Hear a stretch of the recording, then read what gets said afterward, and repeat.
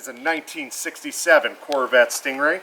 This particular model is a 327 350 horsepower engine. And today I'm going to show you guys around, take you for a drive.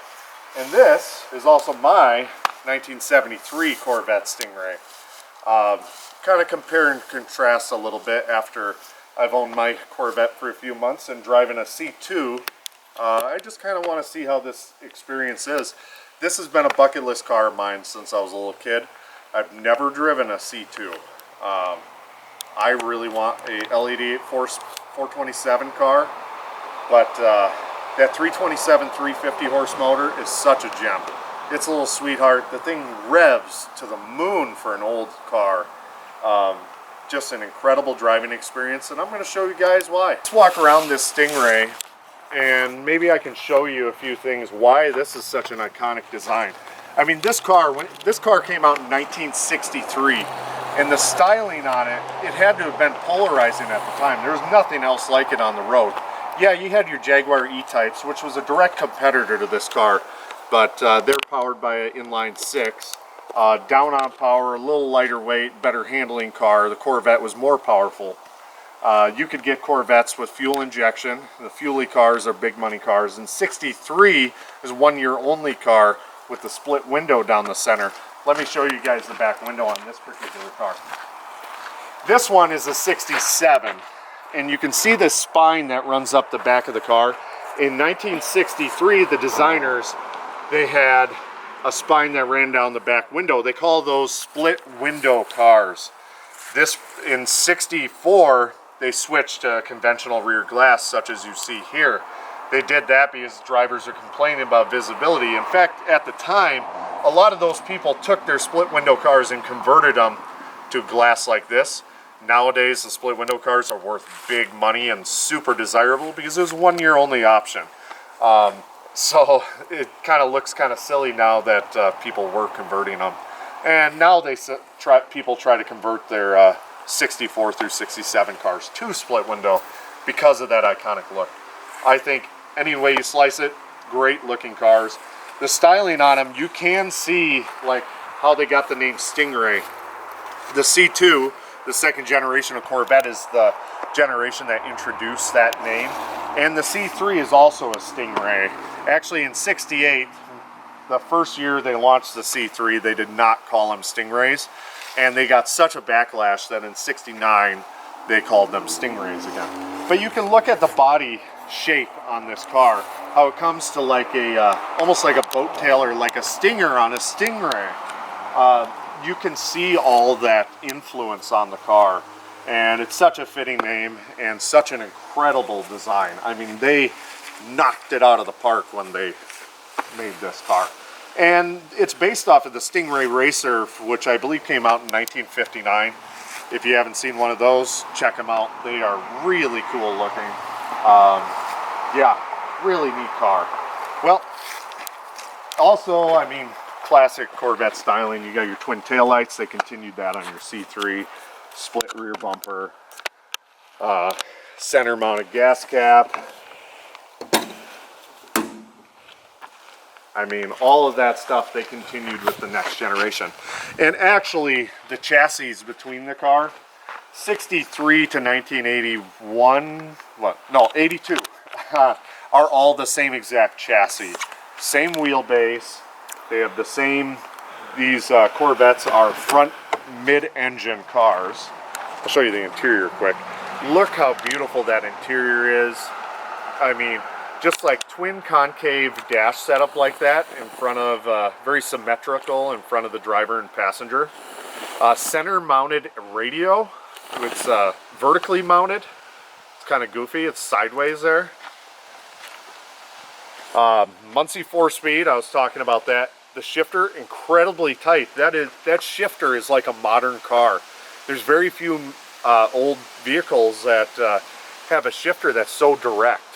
So that's pretty rare to find. They really nailed that.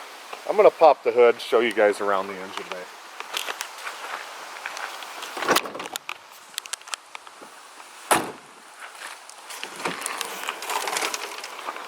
There's some squirrels living in the hood. A bunch of stuff fell out. Here we have our 327 350 horse. 350 horse motor, got a little hotter camshaft. It got the big valve cylinder heads, high compression. I think these are like 10.5 or 11.5 to 1 compression. So it's fairly rowdy motor. It's got factory aluminum, Winters aluminum intake manifold, and Holley double pumper carburetor from the factory. Very stout engine, and as far as old engines go, it's very snappy and rev happy. This engine really likes to scream, and I think it gives a better weight balance on the chassis versus a big block. And you can also see in this engine bay, the engine cross member runs entirely in front of the engine. In fact, the wheel center line lines up right with the accessory drive on the motor. So this entire engine is behind the front wheels. This is what you would call a front mid-engine setup, and that really gives this car a way better weight balance than you would get on like a classic muscle car, where the engine sits over the front axle like that. And these cars really handle nice for what they are. And it's 4-wheel independent suspension. I mean, this is 4-wheel disc brakes.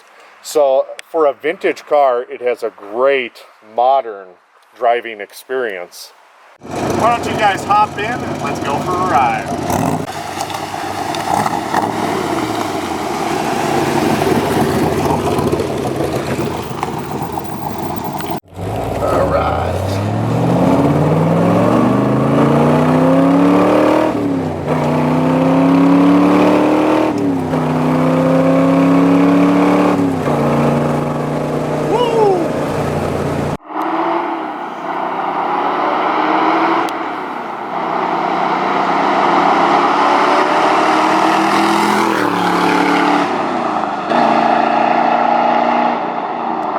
Alright, we're driving the 67 Corvette Stingray with the 350 horse, 327 and a Muncie 4-speed.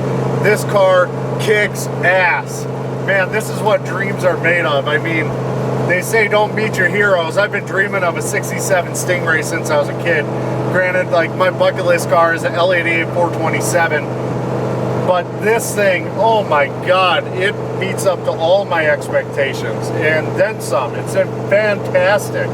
The car is so tight, you drive so good. I mean, I've got no hands on the wheel track, straight down the road. The thing just cruises nice, sounds phenomenal through those side pipes, and it goes. For a classic car, this thing is quick, like genuinely quick. I love this car. The styling is incredible. Look at this interior. Show them the dash, the twin concave interior. Man, this car makes you feel so special, and it handles. This is a car, you know, that came out in 1963. Granted, it's independent suspension with 4-wheel disc brakes, but it genuinely handles in the twisties for an old car. And I know a big block car wouldn't do the same, but this is a true sports car. This is not like your grandpa's muscle car. This car is incredible. Woo! Oh, it feels so good. Sounds so good.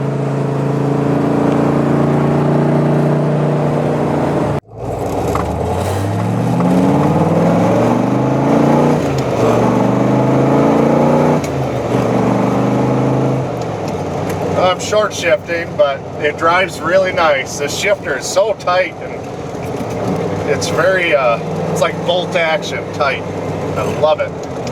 This car is awesome. People ask me, why do you rev the engine so much? It's an American V8, such a beautiful sound. And it's a leaf blower.